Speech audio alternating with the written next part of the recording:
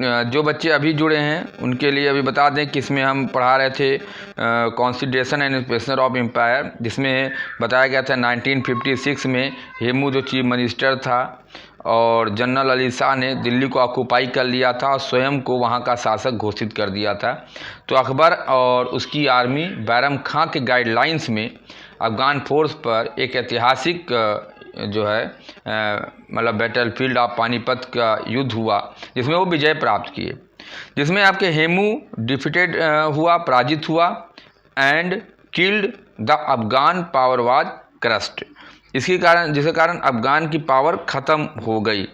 और ये था कि this significant event is known in history as the second battle of Panipat. ये हमने इसमें दिया हुआ है, सेकेंड बैटल ऑफ पानीपत इस बुक में लिखा हुआ है। ये हिस्ट्री में इसी के नाम से ये जाना जाता है। After winning this battles Akbar री ऑक्यूपाइड दिल्ली एंड आगरा। इस युद्ध के जीतने के बाद अकबर ने पुनः दिल्ली एंड आगरा पर उन्होंने अपना अधिकार कर लिया था। इसके बाद Jaunpur, Ajmer and Agra, Gwalior also come under Mughal controls. और जौनपुर, अजमेर, आगरा, ग्वालियर भी मुगल के कंट्रोल में आ गया था। In 1561 Akbar conquer Malwa and defeated its king. तो अकबर ने जो है मालवा पर भी कब्जा कर लिया और वहाँ के राजा को उन्होंने डिफीट किया, पराजित किया। His policy toward the Rajput was to win them over by marriage alliance and by befriending them. देखिए उसकी जो पॉलिसी थी अकबर की वो ये थी कि या तो राजपूत के साथ मैरिज संबंध स्थापित किया जाए और या तो दोस्ताना माहौल वो बनाया जाए। यहाँ तक कि अकबर ने स्वयं उन्होंने जो है राजपूत से उन्होंने मैरिज किया था। और वो कौन था, क्या नाम था उसका, बता सकते हैं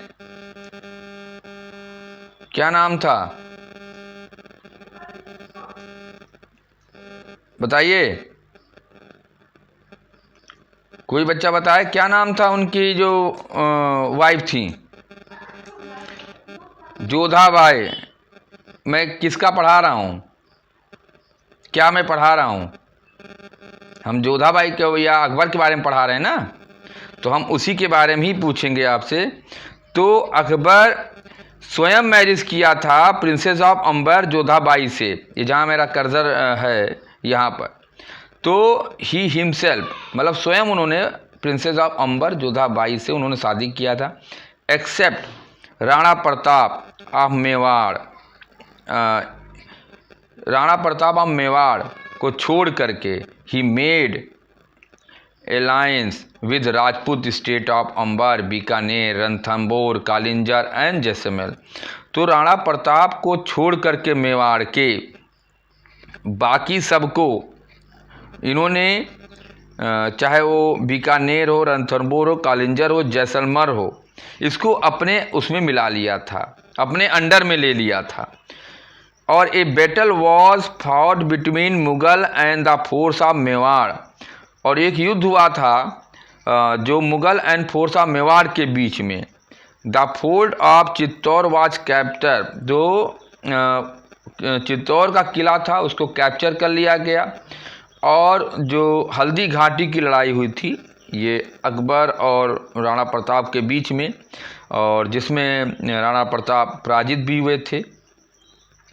और उन्होंने जो है राणा प्रताप पराजित हुए थे। और इसके बाद हल्दी घाटी के मैदान में ध्यान रखिएगा, ठीक है। और यहाँ पर बट देखिए, लेकिन Mewar did not surrender to Mughal. Mewar ने जो है मुगल के सामने सरेंडर नहीं किया, ना उनके कंट्रोल में वो आया। मतलब उन्होंने स्वयं अपने आप को नहीं मतलब आने दिया। मेवाड़ सबसे अलग ही रहा है।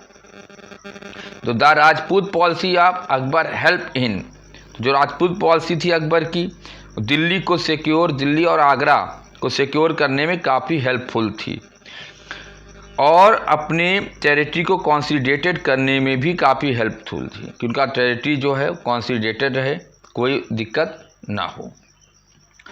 क्योंकि अकबर जानते थे कि अगर हम इनको साथ में लेके नहीं चलेंगे तो हमारा शासन चला पाना मुश्किल हो जाएगा।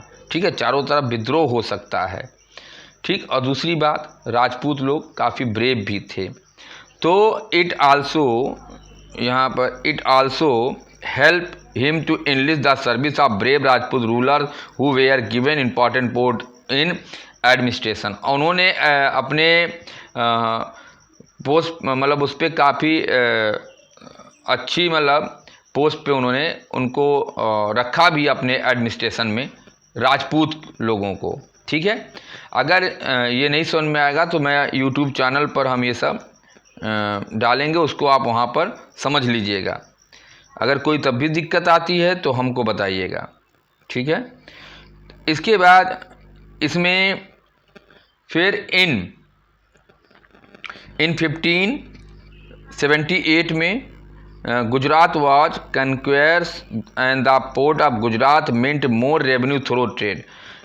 इन 1578 में गुजरात पे कब्जा कर लिया गया, क्योंकि पोर्ट ऑफ गुजरात से मतलब ये हो गया कि वहाँ पे व्यापार से बहुत रेवेन्यू आता था। बंगाल, उसके बाद बंगाल भी बाद में इसमें आ गया, क्योंकि वहाँ पे भी सी पोर्ट था, वहाँ पे व्यापार से काफ़ी बढ़ावा मिलता था, काफ़ी ईस्ट साउथ ईस्ट एशिया से। तो the rich and fertile land of Bengals brought a lot of revenue for the emperor. Akbar was also conquer Kabul, Kandahar, Kashmir, Baluchistan. ठीक है, which increase trade between India and Persia, ठीक, एंड सेंट्रल एशिया।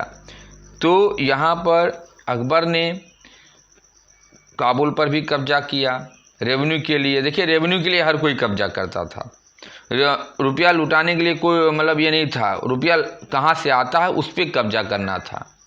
कंधार पे, कश्मीर पर, बलूचिस्तान पे, तो यहाँ पर उन्होंने उसमें कब्जा किया था ताकि अब इंडिया के साथ और लोग पर्सिया एंड सेंट्रल एशिया का व्यापार वो काफ़ी बढ़ सके। अकबर की अब बात आती है दक्कन पॉलिसी की। ठीक है, अकबर की दक्कन पॉलिसी कैसी थी? तो अकबर की जो दक्कन पॉलिसी मेन थी कि अकबर की जो दक्कन पॉलिसी है, अकबर समझ लीजिए कि वो काफ़ी जो है एम्बिशियस था कि वो पूरे सब कॉन्टिनेंट पर वो कब्जा करें, मतलब पूरे, या तो उसको अपने अंडर में मिला ले। ठीक है, और and the prosperous economy of the south inspire him to venture into the Deccan. देखिए, दूसरी बात, जो वहाँ की इकोनॉमी थी उससे काफ़ी वो प्रभावित था साउथ की तरफ, इसलिए वो चाहता था कि हम साउथ की तरफ जाएं। तो the mutual conflict among the ruler in Deccan provided a favourable opportunity to Akbar to fulfil his dream. तो जो इनके म्यूचुअल कॉन्फ्लिक्ट थे, विरोधाभास थे वहाँ के शासक के बीच में दक्कन में, वो अकबर को एक अपॉर्चुनिटी दे दिए उसके सपने को पूरा करने के लिए। तो इस प्रकार से 10 the Mughal troop made their first appearance in the Deccans, Khandesh, Ahmednagar, Berar become Mughal provinces. तो इस प्रकार से Mughal troop made their first appearance in the Deccans. इस प्रकार से पहला जो आया अपीयरेंस, पहला दखल जो आया वो दक्कन में इसी प्रकार से आया कि अपनी सेनाओं को वहाँ पर भेजा, खानदेश में, अहमदनगर में, बरार में, जो कि मुगल प्रोविंसेस के ये अधिकार क्षेत्र में आ गए। The annexations of Gujarat provided the empire with additional revenue from the area rich commercial centre. तो ये जो ये और अपने मिलाया गया इनको, जो गुजरात का पूरा provided the empire with additional revenue आने लगा इस एरिया से, क्योंकि ये काफ़ी कॉमर्शियल एरिया था। जो गल्फ ऑफ कॉम्बे था ये काफ़ी कॉमर्शियल एरिया में आता है। तो इस प्रकार एक तो पहली बात गल्फ ऑफ कॉम्बे कॉमर्शियल एरिया में, दूसरी इधर से मक्का जाना, मक्का या मदीना, जाना भी काफ़ी अब इनके लिए आसान हो गया। उससे भी जो है ये वहाँ का काफ़ी पवित्र उस समय माना जाता था, अब भी माना जाता है।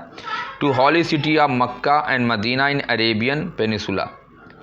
So Akbar's vast empire extended from Hindkush in the west to Brahmaputra in the east, from the Himalaya into the Godavari in the south। तो एक तरह से एक विशाल साम्राज्य फैल गया। हिंदकुश पश्चिम से लेकर के, पश्चिम में हिंदकुश से लेकर के पूरब में आपके ईस्ट में ब्रह्मपुत्र तक, एंड हिमालय नॉर्थ में हिमालय से लेकर के साउथ में गोदावरी तक इनका पूरा एडमिनिस्ट्रेशन फैल गया। तो अब इसके बाद आती है बात इनके एडमिनिस्ट्रेशन की। ठीक, तो अकबर का एडमिनिस्ट्रेशन कैसा था, ये चीज़ है। तो अकबर का एडमिनिस्ट्रेशन, इसके बारे में मैंने बताया था, एक बार फिर से मैं इसको रिवाइज करा दे रहा हूँ कि आप लोग को ध्यान रहे। तो अकबर का एडमिनिस्ट्रेशन कैसा था, देखिए सबसे पहले अकबर के जो एडमिनिस्ट्रेशन था वो, जो इनके पास एक इफिशिएंट सिस्टम था एडमिनिस्ट्रेशन का, as a empire was very powerful. तो Akbar work out and efficient system of administration as the empire was very powerful था, शक्तिशाली था, क्योंकि जितने भी पावर थे वो अकबर अपने हाथ में लिए थे। मतलब कोई ऐसा पावर मतलब नहीं था, बिल्कुल उन्होंने सेंट्रलाइज कर रखा था, कंसंट्रेट कर रखा था अपने हाथों में। और his interpretations of Islamic law lead to the decline of the position of उलेमा। उलेमा के पोजीशन को भी इन्होंने ख़त्म कर दिया था। ठीक है, the empire rule with the help of council minister. जो अब सम्राट थे वो काउंसिल ऑफ मिनिस्टर्स की सहायता से वो अपना शासन चलाते थे। ठीक है, और प्राइम मिनिस्टर्स जो थे, जैसे prime minister was also called वजीर। प्राइम मिनिस्टर जो उस समय था, जैसे आज का प्राइम मिनिस्टर है तो उसको उस समय वजीर कहा जाता था। तो ये वजीर था। दीवान या दीवान कहा जाता था। And was the head of the revenue department. और वो रेवेन्यू डिपार्टमेंट का वो हेड होता था, जहाँ से रेवेन्यू मिलता था। काजी जो थे वो चीफ जस्टिस थे, जैसे आज के चीफ जस्टिस हैं, उनकी तुलना आज की तुलना में ये की जा रही है। ठीक है, और Mir Bakhshi was in-charge of military administration थे। मीर बख्शी जो थे वो मिलिट्री एडमिनिस्ट्रेशन के इंचार्ज थे। ठीक, दीवाने आम वाज द पीपुल्स कोड। जो दीवाने आम था वो लोगों के जो कोड, जहाँ पे अकबर जो है समान लोगों से मुलाकात करते थे, मतलब लोगों से। दीवाने खास होता था जहाँ केवल नोबल्टी लोग जाते थे या रॉयल्टी लोग जाते थे या ऑफिशियल लोग या मिनिस्टर लोग मिलते थे और डिस्कस करते थे इशू, किसी भी इशू वगैरह पर, जो भी इशू हो उस पर वो डिस्कशन करते थे। इसके बाद अब इनका जो the empire was divided into provinces. Empire जो था वो प्रोविंसेस में डिवाइड था या सूबे में डिवाइड था, विच वेयर फर्दर डिवाइडेड एंड सब डिवाइडेड इनटू सरकार एंड परगना। फिर उसके बाद ये परगना में डिवाइड था। मतलब आज की जो तुलना है वो इस रूप में की जाती है, जैसे आज आपका इंडिया या आपके पूरा इंडिया स्टेट में डिवाइड है, स्टेट आपके डिस्ट्रिक्ट में डिवाइड है, डिस्ट्रिक्ट्स आपके जो है मंडल्स में डिवाइड हैं। ठीक है, तो ये सब चीज़ें इसी हिसाब से उस समय भी ये छोटे छोटे उसमें ये डिवाइड था। तो परगना जो था आपके, ये Pargana consist of many village. तो जो परगना थे उसमें कई विलेज आते थे। सूबा वाज अंडर ए सूबेदार हुज वाज प्रोविंशियल गवर्नर, जो कि प्रोविंशियल गवर्नर हुआ करते थे। ठीक है, तो अब यहाँ पर he was help by officer like the diwan, जो कि वो जैसे दीवान वगैरह जो कि रेवेन्यू रिकॉर्ड रखते थे। हेलो। तो जो उनका सूबा था, ठीक, सूबा अंडर ए सूबेदार, सूबा जो होता था उस सूबेदार के अंडर में रहता था, जो कि एक प्रोविंशियल गवर्नर हुआ करता था। He was help by officer like the diwan, ठीक है, एंड जो कि रेवेन्यू रिकॉर्ड रखता था। Bakhshi who looked after the law and order situation, जो बख्शी था वो लॉ एंड ऑर्डर सिचुएशन को मेंटेन रखता था। तो ये हो गए उसके एडमिनिस्ट्रेशन, अकबर के एडमिनिस्ट्रेशन हो गए। अब अकबर की आर्मी कैसी थी या किस प्रकार से उन्होंने अपनी आर्मी व्यवस्था को मेंटेन किया था,